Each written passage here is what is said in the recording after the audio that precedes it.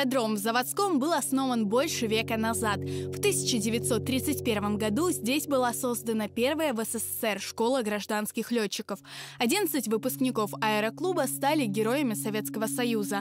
Здесь учился и совершал свои первые полеты легендарный летчик, дважды Герой Союза Амитхан Султан.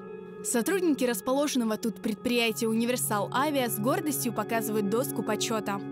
Мы гордимся, естественно, что у нас в клубе такой вот человек был, есть.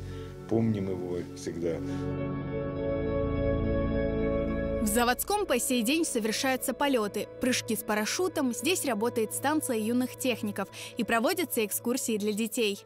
На сегодняшний день летаем, прыгаем с парашютами, привлекаем молодежь. Как можем, стараемся больше выдернуть из-за компьютеров, с виртуальной жизни в настоящую. На данный момент в аэроклубе находится авиамодельная лаборатория, то есть где занимаются и дети, и взрослые. Преподаватели нашей авиамодельной лаборатории также ведут кружки, более 300 детей ведут на станции юных техников. Работают и учат, именно привлекают именно к авиамодельному спорту, потому что это первый шаг. Целые школы посещали, приводили и старшие классы, и младшие классы, то есть много, то есть и детские садики. Однако жить аэроклубу на этой территории осталось, видимо, недолго.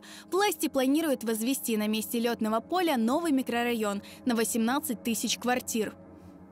Район, основанный на принципах комфортного компактного градостроительства, обеспечит крымчан жильем уровня лучших российских городов. Всего в районе будут проживать 37 тысяч жителей.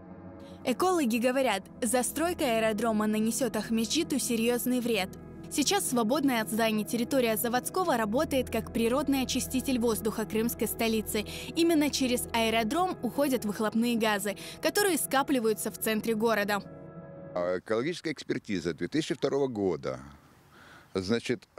по всему Симферополю касательно проветривания ветров, роза ветров, загазованности и все остальное прочее, дала отрицательный результат по застройке аэродрома. Я здесь против застройки категорически. Сотрудники предприятия и активисты пишут письма, жалобы, отправляют запросы в различные инстанции, но безрезультатно. Аэродром Заводское, где стал на крыло Амитхан Султан, дважды Герой Советского Союза, приглянулся застройщику. Оказалось, что, переходя в Россию, Крым потерял этот аэродром как аэродром. Его нет в реестре аэродромов Российской Федерации. И это позволяет глядеть как на пустое поле.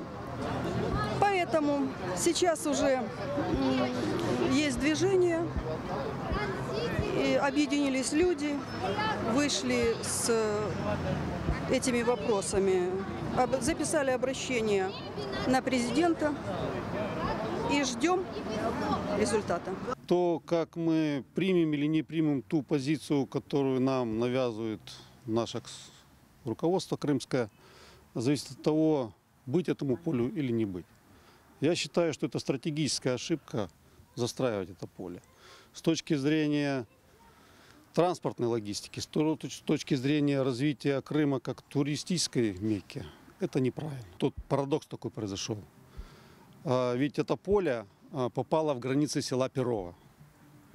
Я депутат Перовского сельского совета. Депутаты не принимали никаких решений по этому поводу, чтобы вы понимали. Заказчиком генплана, насколько мне известно, была Симферопольская администрация. Застроив поле, мы, может быть, это и получим сиюминутную выгоду там, на 10-20 лет. А что дальше для поколений? Застроив это поле, мы его потеряем навсегда. В Крыму уникальная погода. У нас практически из 360 дней 300 дней это способствует развитию подготовки либо парашютистов, либо летчиков. То есть это уникальная погода в течение года. Причем вот этот аэродром у нас уникальный как? У нас таким образом вот эта полоса, что у нас построена, сделана, уникальная. Начинается ливень, и буквально проходит дождь, и через полчаса мы можем работать. У нас нету вот этой грязи, как в средней полосе России, нету этой глины. То есть мы через полчаса после окончания дождя можем продолжать взлетать и принимать самолеты, отправлять самолеты. То лично я обратилась ко всему авиационному спортивному сообществу. Мы выступаем на всех общественных площадках. Это Facebook, это ВКонтакте, это всевозможные снятия видеороликов. Конечно, будем бороться и будем также привлекать все общественные силы, все возможные. И люди откликаются. Авиацию вообще, самолетный спорт практически убили. Ну и сейчас парашютный убьют, и моделизм, и все. Власти Крыма решили перенести аэроклуб «Заводское» на территорию Симферопольского аэропорта. Местное авиапредприятие называют убыточным. На 188 гектарах его территории собираются реализовать инвестпроект стоимостью 75 миллиардов рублей.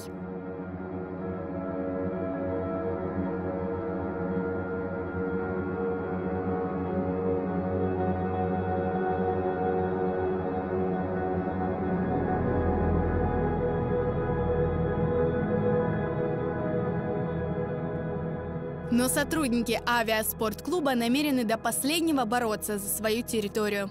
Есть в планах застроить данный аэродром, то есть многоэтажными, многоквартирными домами. То есть, опять же, то, что сказать за себя, мы будем летать. За аэроклуб я буду бороться вообще до последнего. Тем временем, кроме Заводского, крымские власти планируют застроить многоэтажками еще 9 больших площадок на полуострове.